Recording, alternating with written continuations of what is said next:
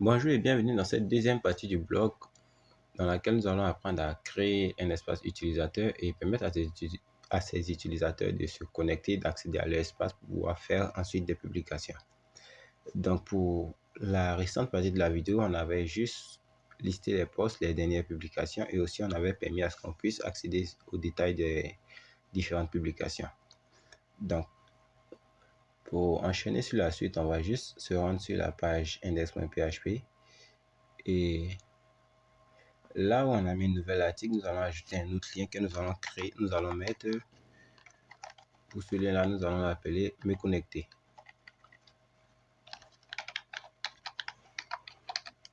Et en cliquant sur ce lien-là, on doit tomber sur une page qu'on va appeler login.php qui permet de se connecter. Et au niveau de notre projet ici, je vais venir créer le fichier login.php.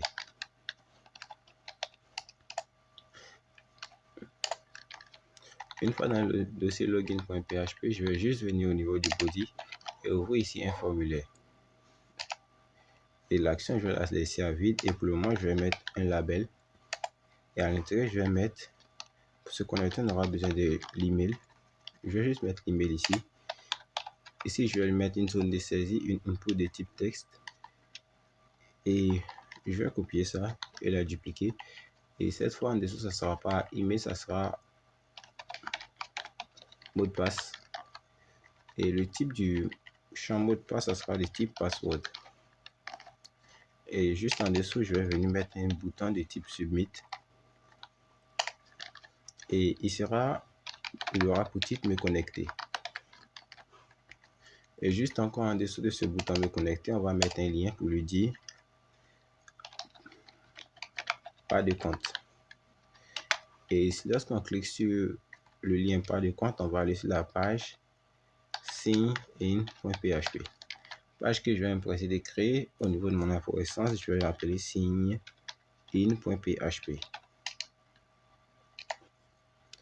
Une fois la page est créée, je vais au niveau de login, je copie tout le contenu du login.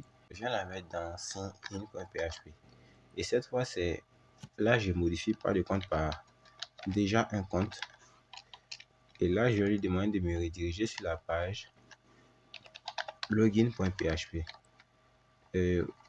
Pour l'inscription, on va juste mettre un autre label. Ici, on va mettre on va dire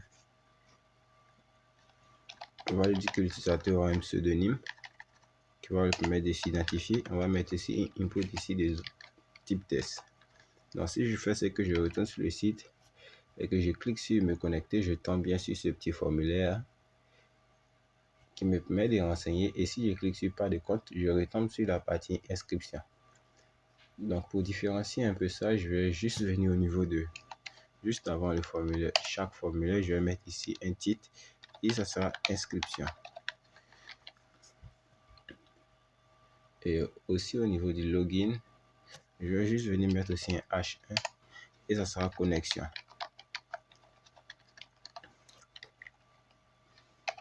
Connexion. Donc là, on a inscription et là, on a connexion. Et la première chose qu'on veut faire, c'est qu'on veut s'attaquer au volet des inscriptions. Et pour qu'un utilisateur puisse s'inscrire sur le site, il va falloir qu'il se rende sur cette page-là et qu'il renseigne les informations au niveau de cette vue. Et ces informations-là iront au niveau de la base de données. Donc, pour ce faire, pour pouvoir faire ça au niveau du formulaire, on va lui dire que l'action, on veut que le script soit exécuté sur la même page. Il va prendre le script qui s'exécute sur la même page. Donc, pour l'action, on va la laisser à vide. Et ici, on peut même supprimer. Et ici, on va lui donner une méthode. Et on va dire que le formulaire sera traité selon la méthode POST. Ensuite, tout en haut, on va venir et on va ouvrir la balise PHP.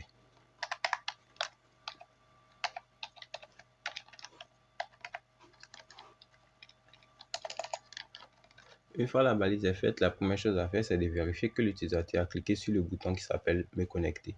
Et pour faire cette vérification, il va falloir qu'on donne un nom à toutes nos différentes zones de saisie et nos boutons. Donc, pour le bouton se connecter, on va lui donner un name qu'on va l'appeler Connect. Me connecter. Me connecter.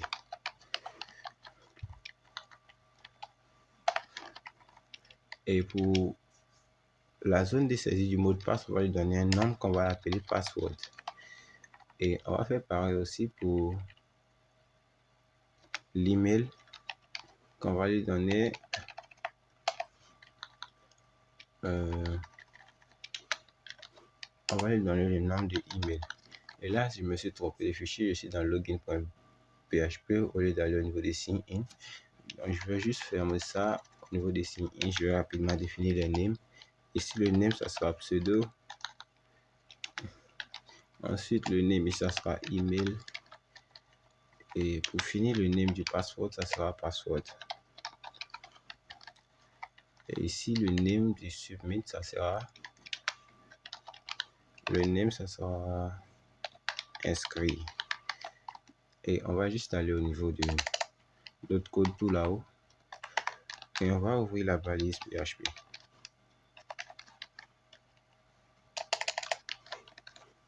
Donc, la première chose à faire, c'est d'abord de vérifier que l'utilisateur a cliqué sur le bouton m'inscrire. Ici, j'ai laissé me connecter. Je vais rapidement modifier ça.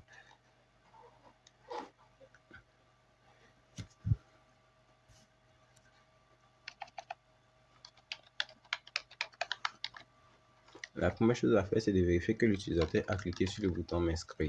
En temps, le bouton m'inscrire porte le nom qu'on a mis inscrit. Donc, la chose à faire, c'est de vérifier si l'utilisateur a cliqué sur le bouton qui s'appelle inscrit. Et pour faire cette vérification, on va aller au niveau de notre PHP et on va venir faire un if i7. Et puisque le formulaire est appelé par la méthode post, on fait un $post et à l'intérieur, on met le nom du bouton. Et le bouton, dans notre cas, il s'appelle inscrit. Ça permet de vérifier si l'utilisateur a cliqué sur le bouton. Et si l'utilisateur a cliqué sur le bouton, alors toute notre logique peut commencer. Ce qu'on va vérifier ensuite, c'est que le champ pseudo, email et mot de passe ne sont pas laissés pour vide. Donc, ce qu'on va faire ici, on va dire vérifier que les champs sont saisis. Mais avant de vérifier que les champs sont saisis, on va devoir déclarer tous ces champs-là comme des variables. On aura une variable qui va contenir le nom d'utilisateur, une variable qui va contenir l'email et le mot de passe. Et cette variable-là, elle sera égale à $post et le name qui contient le nom d'utilisateur, c'est pseudo. Donc, on a juste à faire ça, à le dupliquer plusieurs fois et ici à modifier. On avait pseudo email et là, c'était password. Donc, ce sont les différentes variables que nous allons utiliser. Et ce qu'on veut faire, c'est de vérifier que tous ces champs-là sont remplis. Mais avant de faire cette vérification, on va juste créer une autre variable qu'on va appeler $error qui permettra de vérifier s'il y a des erreurs ou pas. Et par défaut, on va lui dire qu'il n'y a pas d'erreur, donc on va la mettre à faux. Et on va lui dire qu'il y a une variable qui sera le test de l'erreur et que par défaut, il sera vide. Puisqu'il n'y a pas d'erreur, il n'y aura pas de test de l'erreur. Et la première vérification, c'est de vérifier que tous les différentes zones de saisie ont été renseignées. Donc, pour ce faire, on fait un if différent de empty de chacune des variables. Ici, on a pseudo. Ici, je fais encore un end de différent de empty. On vérifie aussi que l'email est différent de vide. On fait un autre end différent de empty et on vérifie aussi que le mot de passe est différent de vide. Ensuite, dans le cas où l'un des champs est rempli et est vide, on va juste lui demander de faire un message qui sera echo. Veuillez remplir tous les champs. Donc, si je fais ce que je clique maintenant sur m'inscrire sans rien renseigner, il me dit que je vais juste supprimer tout ça. Et si je clique sur m'inscrire à nouveau,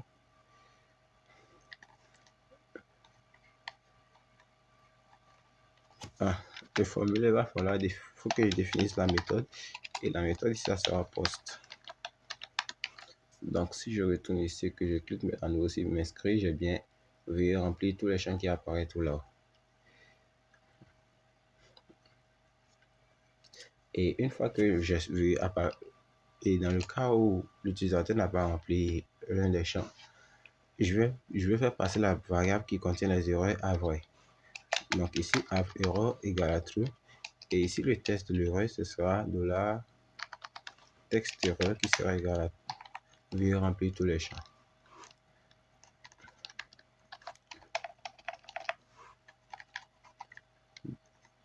Erreur texte égale à veuillez remplir tous les champs. J'oublie pas le point virgule. Et ensuite, si l'utilisateur a rempli toutes les informations, on va vouloir stocker cet utilisateur-là au niveau de la base de données. Et pour stocker l'utilisateur au niveau de la base de données, il va falloir qu'on fasse appel à notre variable qui permet de communiquer à la base de données qui est dans le fichier, dans le dossier DB et dans le fichier connect que nous avons créé. Donc, si on a fait un coup de include, à l'intérieur, on va lui dire d'inclure le dossier DB à l'intérieur du fichier connect.php. Ensuite, ce qu'on va venir lui dire, c'est que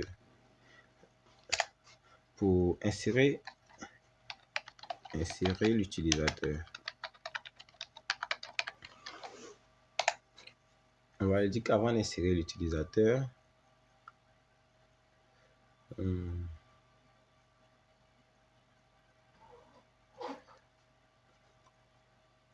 on va lui dire qu'avant d'insérer l'utilisateur, on va vérifier que l'email n'est pas déjà enregistré. Donc, si un utilisateur a déjà une adresse mail, par exemple user1@gmail.com et un autre vient s'inscrire avec user1@gmail.com, il faut que le site lui dise que non, il y a déjà un utilisateur qui a utilisé cet email pour se connecter.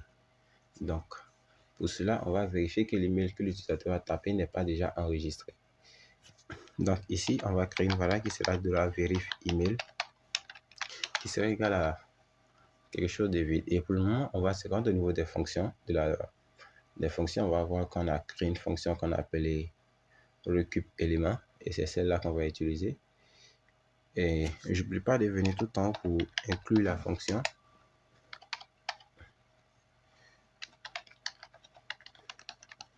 Function.php. Et ici, au niveau de $verif élément, ça sera la fonction recup élément. Et prendra en paramètre le connect qui provient de la base de données. La table, ça sera users. On ne l'a pas encore créé. Le champ, ça sera email. Et ensuite, la variable qui va permettre de faire la vérification, ça sera $email. Ensuite, on va lui dire que si elle fait if, si elle, après avoir fini l'exécution, elle vérifie que le nombre de lignes qu'elle trouve, si elle trouve un nombre d'utilisateurs qui est, si elle ne trouve pas d'email déjà existante, elle pourra continuer. Ici, ça sera email non existante.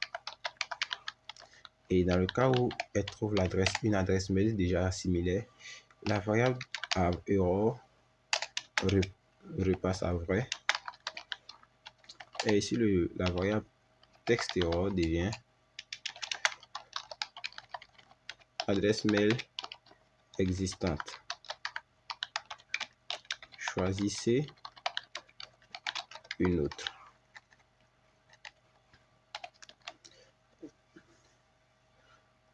Et dans le cas où l'adresse mail n'est pas existante, on va lui demander de préparer, d'insérer l'utilisateur dans la base de données. Donc, on va faire ici, ça sera $,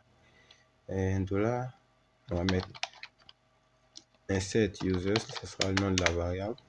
Et ça sera ici un $connect. Et là, on va lui dire de demander à la base de données de se préparer à insérer dans la table users qui aura un champ pseudo, un champ email et un champ password. Et on va lui dire que les valeurs attendues sont pour le moment inconnues. Donc, les valeurs seront 3 points d'interrogation pour vous dire que c'est pour le moment inconnu. Ensuite, une fois que la base de données est déjà prête à faire cette requête, on lui dit maintenant que Tiens, puisque tu es prêt à insérer l'utilisateur, voilà les valeurs que tu attendais. Elles seront dans un tableau. Et ici, ça sera un array. Et le tableau va prendre en paramètre le pseudo, la variable pseudo. Parce que dans la base de données, on insère le pseudo, l'email et le mot de passe. Donc, on doit suivre l'autre. On va d'abord insérer le pseudo, ensuite l'email. Et pour le mot de passe, on va crypter le mot de passe avec SHA-1. Et à l'intérieur, on va mettre la variable mot de passe. Ça va permettre de crypter le mot de passe. Et ici encore, on va venir faire une autre condition pour lui dire que si l'insertion de l'utilisateur a été bien faite, tu rediriges l'utilisateur sur la page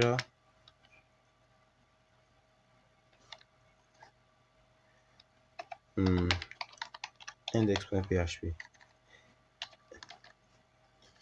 Donc maintenant que tout cela est terminé au niveau de l'inscription, on va juste aller au niveau de la base de données et créer une nouvelle table que nous allons appeler users. Donc ici, tout à gauche, je fais clic sur une nouvelle table. La table, je l'appelle users. Ici, elle aura un identifiant, un pseudo,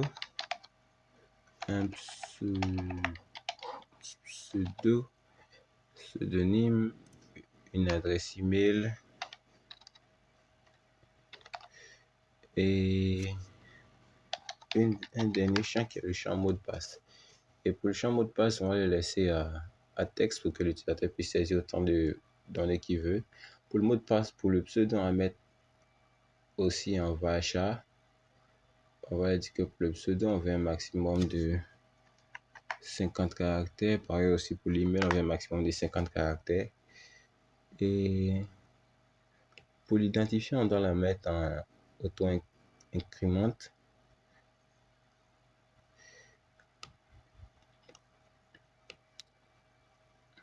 Et une fois que tout cela est fait, on va juste venir tout en bas et on va enregistrer la table. Elle va venir nous créer une troisième table qui sera utilisateur, qui va contenir le pseudo, l'email et le mot de passe. Et si vous avez bien suivi toute cette partie, si on retourne maintenant au niveau du site et qu'on actualise avant de faire une insertion, je vais actualiser ça. Ici, le pseudo, je vais mettre user1. L'email, ça sera user1@gmail.com. Et le mot de passe, ça sera user1.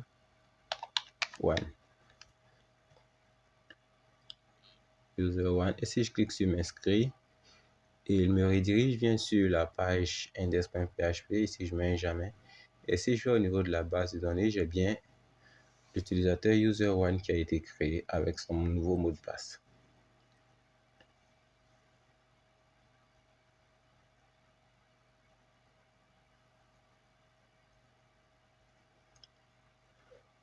Ce que je vais faire ensuite, c'est de permettre à cet utilisateur qui vient d'être créé de se connecter. Que lorsqu'il vient de se connecter et qu'il entre son email et son mot de passe, il puisse tomber sur sa page de profil. Donc, on va aller maintenant, on va fermer la partie inscription et on va aller au niveau du login.blade.php. Ici, les formulaires, le formulaire, on avait déjà mis des names. Et ce qu'on va faire, c'est qu'on va juste venir tout là-haut. Et l'action commence cette fois. Si on clique sur le bouton qui s'appelle, qui a le name se connecter, $post, me connecter, autant pour moi. Donc, si l'utilisateur clique sur le bouton qui s'appelle me connecter, ici c'est if par id, alors tout pourra commencer. Et ici, on va faire comme la dernière fois, on va définir des variables qui seront l'email et cette fois l'email et le mot de passe. Et puisque le formulaire est appelé par la méthode post, ça sera ici $post email. Et cette fois, on n'a pas besoin du pseudo, on a juste besoin du mot de passe et de l'email. Donc là, ça sera password.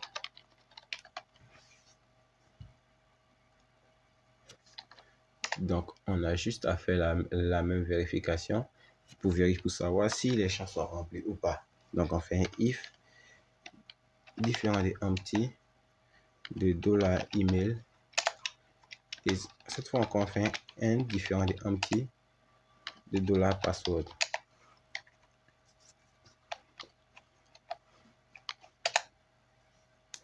Et si les deux champs sont vides, on va juste venir là où encore et remettre nos différentes variables qui sont la variable have error qui sera par défaut à faux et la variable text error qui sera par défaut vide.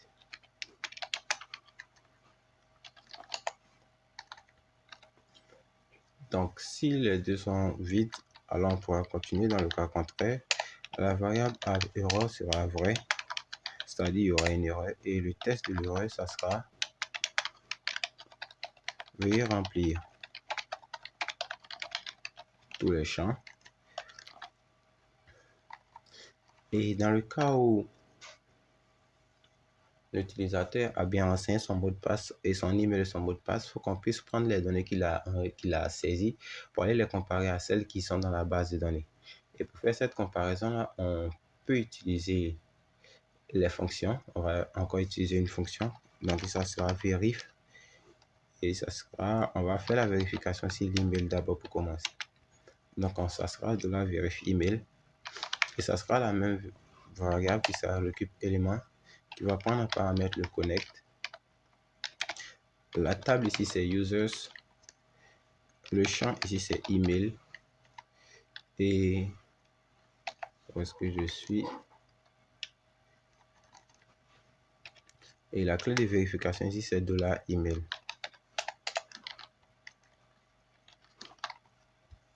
Et ce que je vais faire, c'est que juste ici, je ne vais pas d'importer le fichier db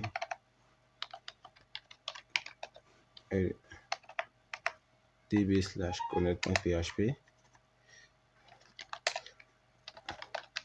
Ensuite, je peux pas aussi d'importer le fichier function.php.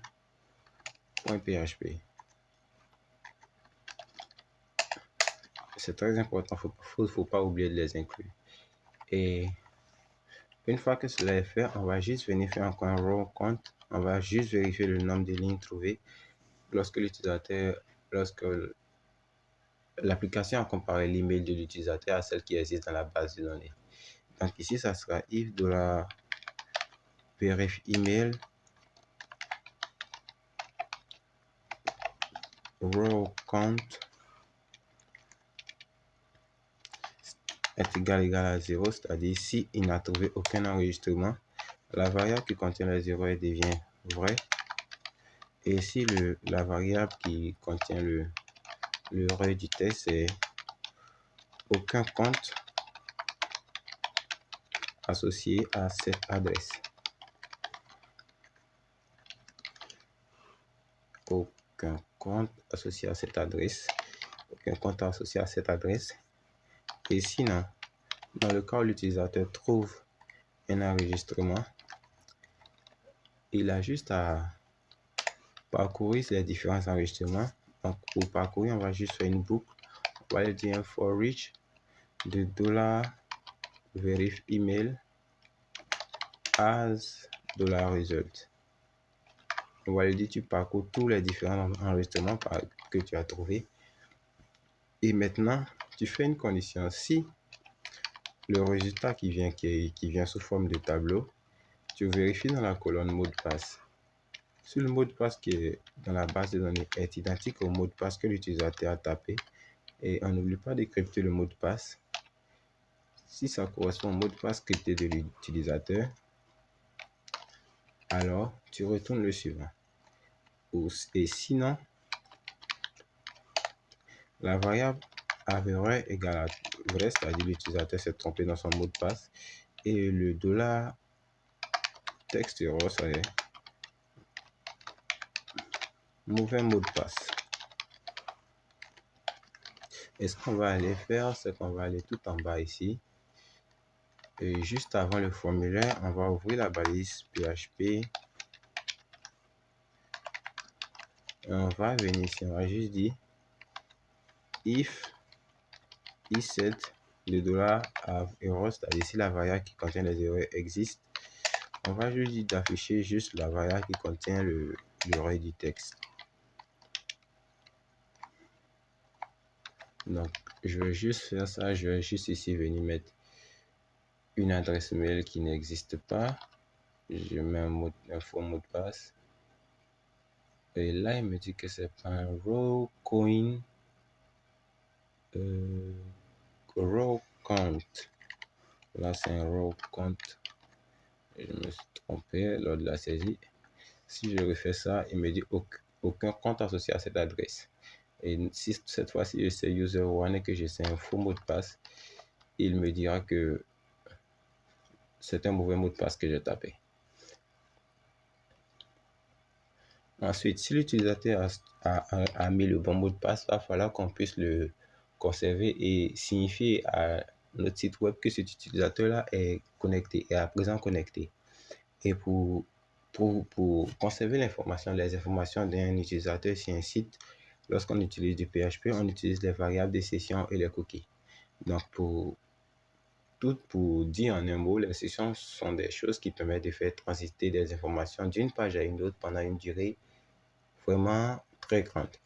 Et pour démarrer une session en PHP, on va juste aller là-haut, au tout début du fichier, juste après avoir ouvert la balise PHP, et on va écrire ici un session start. Là, on lui dit que tu te prépares à garder des informations pendant une longue durée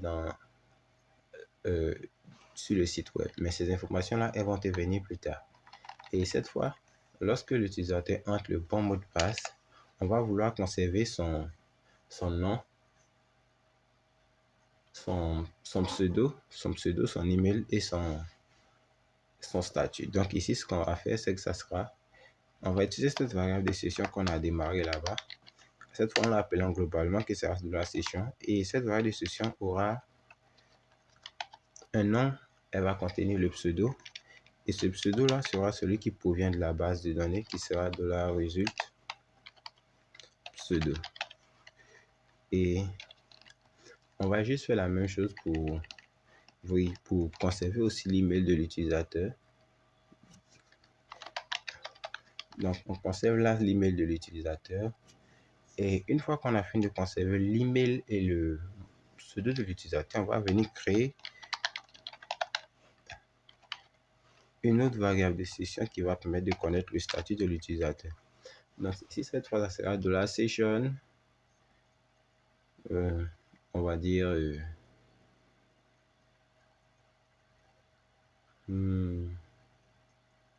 login qui permettra de savoir si l'utilisateur est connecté oui ou non. Et ça sera par défaut true. Ensuite, chose que je ne voulais pas faire, mais je pense que je vais faire ça pour la suite. On va aussi conserver l'identifiant de l'utilisateur. Donc ici, on va conserver l'ID. Et une fois que toutes ces informations ont été conservées là, on va juste lui demander de rediriger l'utilisateur sur sa page de profil. Page de profil que nous n'avons pas encore créée. Et la page de profil, ça sera dashboard.php. Et si je viens là, je vais ici créer la nouvelle page de profil. Et la page de profil s'appelle dashboard.php. Et à l'intérieur, si j'ouvre l'accolade, avant de démarrer la page de profil, puisque je vais récupérer les informations de l'utilisateur, je vais ouvrir la balise PHP et ouvrir la balise et fermer la balise. Et puisque les informations sont transitées à travers la variable session, pour le récupérer, je dois d'abord démarrer la session sur la page concernée. Et juste là où je vais récupérer l'utilisateur, par exemple, si je vais récupérer au niveau du body, je vais mettre un P et je vais dire que profil de... Et cette fois, je vais juste ouvrir un code PHP et je vais venir récupérer ces variables que j'ai définies ici en utilisant $, session. Et cette fois, c'est profil de $session et ça sera le pseudo. Si on fait ça et qu'on enregistre et qu'on actualise et qu'on revient encore, on retape le même user1@gmail.com et qu'on met le bon mot de passe user1 et qu'on clique sur me connecter, on sera par défaut redirigé sur le profil et là, on aura profil de user1. Et ce qu'on veut faire, lorsqu'on a un système de profil, il va falloir que l'utilisateur puisse aussi se déconnecter. Donc, pour se déconnecter, on va juste venir tout en bas et on va mettre un lien qui sera logout.php. Et ici, ça sera me déconnecter. Et on va juste venir créer ce fichier logout qui permet de se déconnecter. Et à l'intérieur, on n'est pas obligé de mettre du HTML. On va juste ouvrir une balise PHP. Et ce qu'on va faire, on va juste lui dire qu'ici, on démarre la session qui a conservé les informations. Session start, on démarre la session. Ensuite, on détruit la session. Et enfin, on redirige l'utilisateur sur la page index.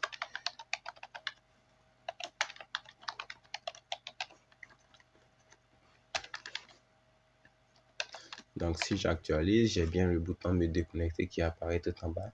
Et cette fois-ci, je clique sur me déconnecter, je serai déconnecté. Et je retourne à nouveau sur cette page.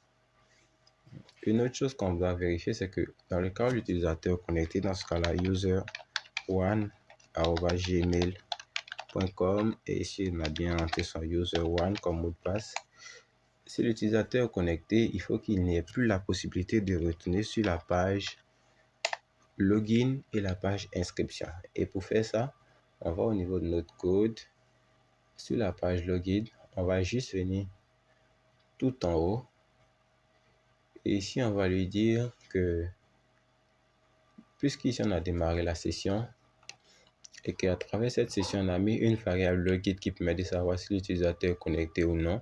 Si cette variable existe sur cette page, alors il faut automatiquement rediriger l'utilisateur sur la page de profil. Donc, c'est ce qu'on va faire. Donc, on va juste venir là-haut et faire un if juste en dessous du $session du session start. If is7 de $session et la variable ça s'appelle login. C'est-à-dire si cette variable là existe, tu dois automatiquement rediriger l'utilisateur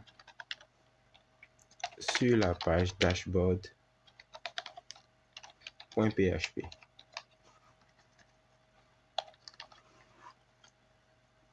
Si je cache, j'ai bien mis login, c'est ce nom-là qu'on doit remettre, le login. Et on va aussi aller mettre cette même condition au niveau de l'inscription. Et l'inscription, c'est sign in. Et pour vérifier tout ça, on doit forcément démarrer la session. Et ici, on va venir mettre la condition.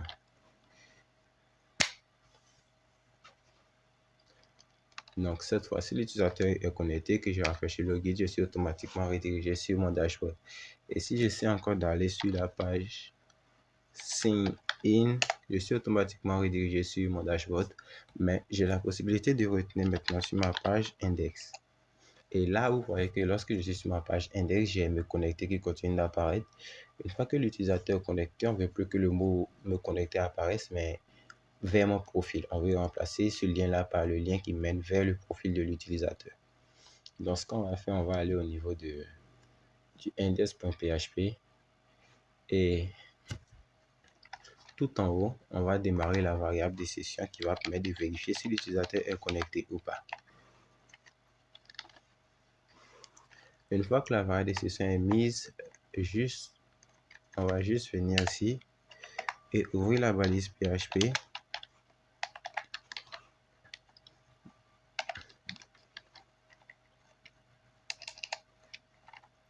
Et on va lui dire que if, on remet la même condition, if is7 de $session. Et ici, ça sera login qui permet de vérifier que l'utilisateur est connecté. Si l'utilisateur est connecté, on coupe le code. Et sinon, si l'utilisateur n'est pas connecté, on continue le code ici avec un else.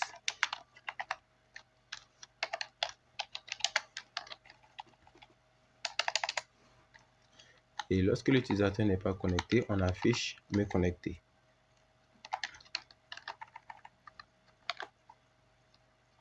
Et lorsque l'utilisateur est connecté, on affiche mon profil. Et cette fois, c'est pas login.php, c'est dashboard.php. Donc, si j'actualise, j'ai bien mon profil qui apparaît à la place de me connecter. Et si je clique sur mon profil, j'accède facilement à mon profil. Et si je me déconnecte et que je retourne ici, j'ai bien me connecter qui apparaît. Et je peux à nouveau me déconnecter et me reconnecter.